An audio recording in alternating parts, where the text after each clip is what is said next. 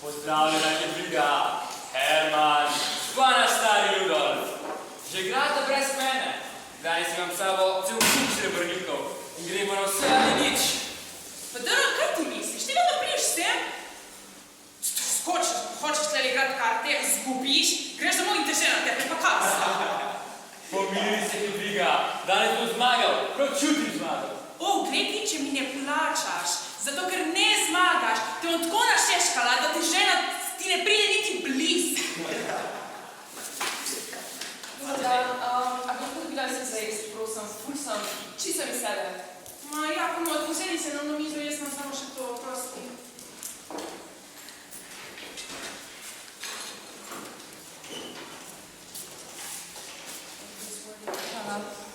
Nočem motit, ampak zakaj si tako žalostna?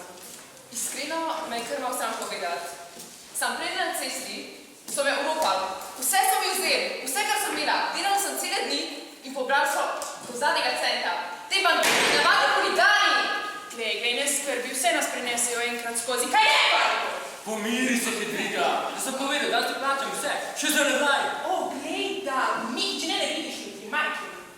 Dober dan, jaz hočem mizo za enega, prav steak na maslu pečen in v omaki iz trtefov, lepo prosim. Pa kaj ti misliš, da si prišel v neko fancy restauracijo? Sorry, princesa. Jaz smo sredi gozda smo, ti si prišla sem in te misliš, da smo postregla neki fancy. Niste jaz kriva, da je to edina restauracija okol, ampak...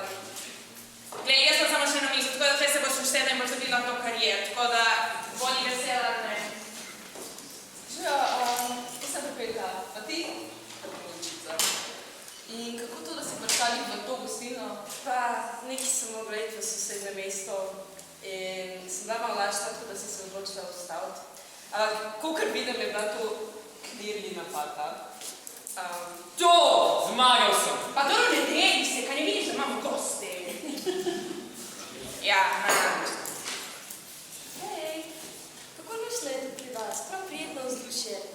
Kaj pa tako lepo diši? Gospa Krčmarka, prinesite še meni nekaj tega, prosim. Ja, se pravičujem, ampak imam samo še eno mizo, ampak ja, vas prinesem. Hvala, kako prijazna postrežba. Kako prijazna postrežba. Ne sem res. Ja, kaj se pa ti tako napeta? Kaj ti meni zdaj nekaj tle govoriš, ki ti to navadja? Zdaj se drži. Pomagajte! Uboga otroka je to našla na pogordu, čisto lačna in premražena, hiter in leti neki za pozove. Pa dobro, kaj vi mislite, da je to cirkus? Pač kaj je danes? Ali vidite, otroka sta lačna, zdaj se hiter, prosim. Ja, dobro, žena, v redu je. Dobro, sta lačna, okej, vas usedem, imam samo še eno mizo, sorry. Še obstajajo dobri ljudje na svetu. Žijo, kako sta dobila? Janko in Metka. Kako pa to, da sta njih tu gostilno prišla? Izgubila sva se in potem naj našla ta gospa. Pa res, če da ostale okoliščin. Jaz mislim, da nas bo vse pomirila moja masaža. Ja, nekaj startnega. A boš mandarino?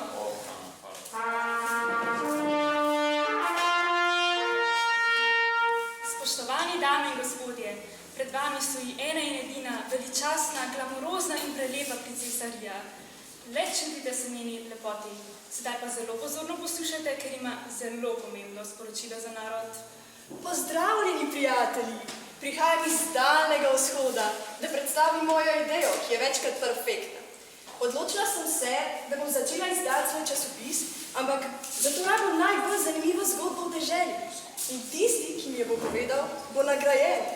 Za nagrado pa je eno stanovanje na razkošnem dvoru, za ston sobno strežbo, za ston hrano in pijačo in z neomejene zabave. Kaj ne poveste, nekega špiste. Dobro, usedite se. Pozdravljena, prečudovita princesa. Za vas imam res novo zgodbo, ki vas bo zelo zanimala. Jaz imam boljšo. Ja, ampak jaz imam tudi svojo zgodbo.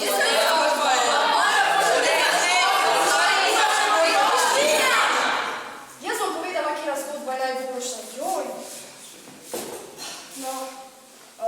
Lahko začneš, Rdeče kapice.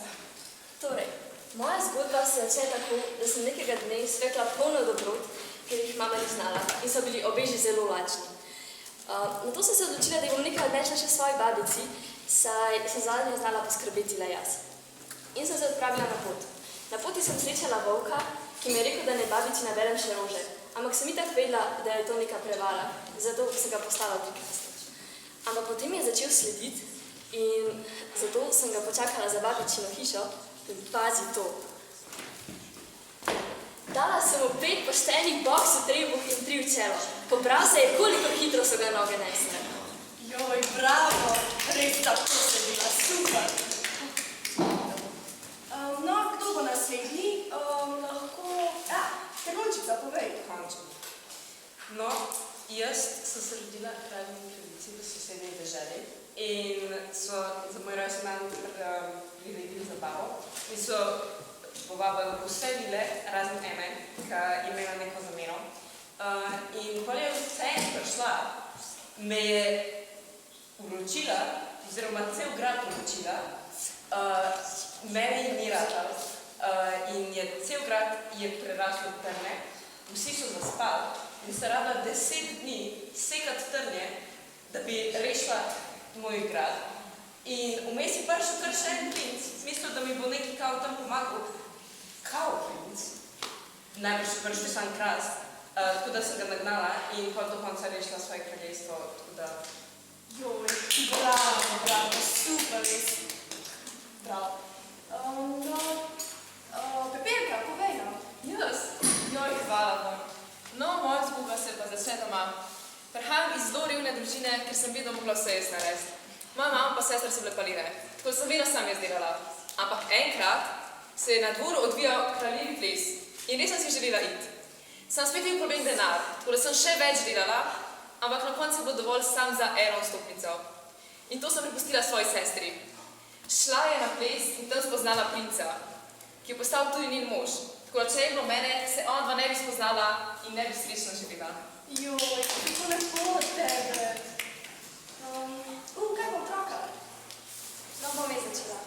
Z Jankom prihajava iz zelo revne družine, zato naj oče poslal v gozd po hrano. Hodila sva po gozdu in kar naenkrat sva videla hišo iz sladkarij. To je bila neka bolna gospa, ki je ful rabila zdravilo. Ej, a ni bila to neka Ne, Janko, bila je bolna gospa, tako se samo reče. No, in vidva sva ji mogla prinesti zdravilo in zato sva šla čez nek ful dolg most in sva ful dolg hodila, pa sva srečala še medvede in pa sva še leve fajtala in sva ful naredila sam zato, da sva zdravilo jih prinesla. Okej, malo pretiravava. Borila sva se z medvedi, ampak levo pri nas itak ni. Zdravilo sva pa seveda dobila. Ja, in ko je dobila zdravilo, je tudi ozdravela. In to sam zaradi naju. Joj, super, kako pa gumna otroka, joj, lepo. Mislim, da imamo še eno zgodbo o Sneguljčica. Hvala vam, da lahko z vami delim tudi jaz svojo zgodbo. No, moja zgodba se pa začne, ko sem se rodila kralju in kraljici. Moja mama je kmalu po mojem rojstvu umrla in oče se je na novo poročil. Sicer ful lepo žensko, ampak bila je pa tudi zelo šarna. Vsak dan se je gledala v ogledalo in si govorila, ki je vsak dan povedala, da je ona najlepša. Pol pa je enkrat rekla, da sem najlepša jaz.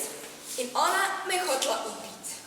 Najela je lovca, ampak on je bil prijazen in me je spustil, zato sem mogla teči po gozdu, da bi našla kako vas, kjer bi me sprejel.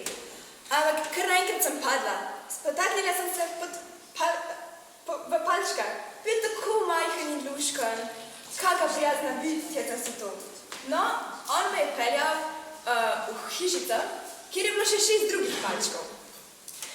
In nekaj časa smo srečno živeli, ampak potem je prišla starka, ki mi je dala jabolko. In potem sem umrla.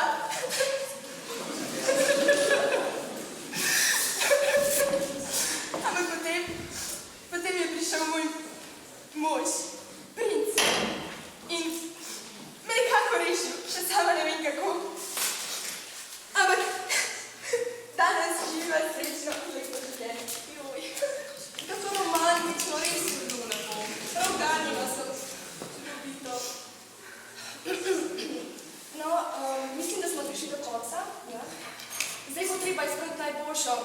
Bo res težko, ker so vse zgodbe tako. Kje bo težko? Meni se zdi, da bo tole čisto enostavno. Meni isto. To sta pa tudi. Brata sva. Brata Grimm. Jaz sem Jakob Grimm. Ja, jaz sem pa Wilhelm. In v zadnji sem poslušala čisto vse zgodbe. In veva, da so vse lažne, razen ena. Ja, mislim, da moja ne.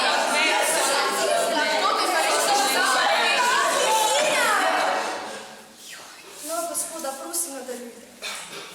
No, da začnemo pri tebi, rdeča kapica. Tebi se zdi, da si tole sama spekla? Tole je mama spekla. No, in mama ti je tudi naročila, da se ne pogovarjaj s tujci. Kaj si ti naredila? Pogovarjala si se z volkom. Lažnivec. Speljal te je s poti. Našel je pot do babice, jo požrl. Potem si prišla tja tudi ti in je požrl še tebe. Kaj si pa mislila? Potem je mogel vse skupaj rešiti lovec. Torej je lovec junak, ne ti. Lažnivec, speli si že tukaj. Šina, Trnulčica, tvoja zgodba se začne z Zamiro. Ena vila ni bila povabljena na tvojo zabavo in je bila Zamiro. Uročila te je, da boš umrla na svoj 16. rojstni dan. To se je tudi zgodilo. A je ena vila, ki je bila prijazna, omilila urok, zato si le zaspala.